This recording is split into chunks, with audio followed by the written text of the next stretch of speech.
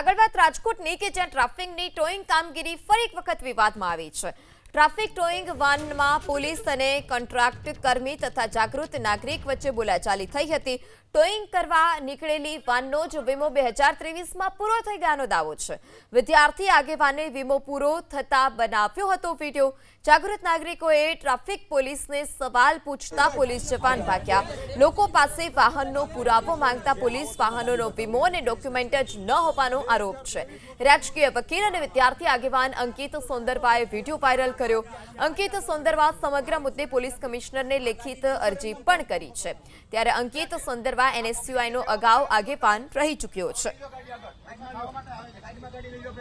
આ વિડીયો બનાવવાનો કોઈ ઉદ્દેશ્ય નહોતો કે હું પોતે ત્યાંથી ચાલીને જતો હતો ત્યારે એક મહિલા કે જે રિક્વેસ્ટ કરે છે કે મારી પાસે ઓનલાઈન પૈસા છે છતાં ટોઈંગવાળા ઓનલાઈન પૈસા લેવાની ના પાડે છે કે મારા ડ્રાઈવરના ખાતામાં નાખી દો, એટલે જે કોઈ ઓથેન્ટિક વસ્તુ નથી। આ વસ્તુ જ્યારે મારા નજરમાં આવી ત્યારે મેં સાહેબને જાણ કરવામાં આવી તો સાહેબ દ્વારા એવું કહેવામાં આવ્યું કે તમે કોણ છો।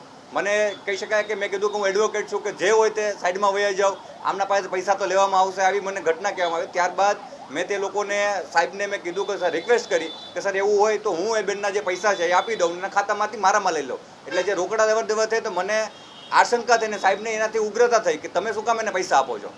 એ પૈસાથી ઉગ્ર થઈને તે મારી સાથે વાત કરી। જ્યારે તમામ પબ્લિક ભેગી થઈ અને જે ઘટનાઓ આપણે અવારનવાર જોઈએ છે કે રાજકોટમાં હોય, અમદાવાદમાં હોય, સુરતમાં હોય, તમે ઘટનામાં જે પોલીસ છે, ટ્રાફિક પોલીસ છે તે જ્યારે દમન કરતી હોય ત્યારે પબ્લિક એક થવાની કામ કરતું હોય છે। જ્યારે પબ્લિક એક થઈને જ્યારે કહેવાય કે તમામ લોકોએ જોયું ત્યારે અમારે જાણમાં આવ્યું કે જે ટોઈંગ વ્હીકલ છે તેનો પણ પોતાનો વીમો નહોતો। તો જે પોતાના જ કહી શકાય કે પોતાની જે ઉપર આવે છે ત્યારે એને કોઈ પણ નિયમો લાગુ નથી પડતા અને જ્યારે આપણા પર આવે ત્યારે નિયમો લાગુ પડે છે।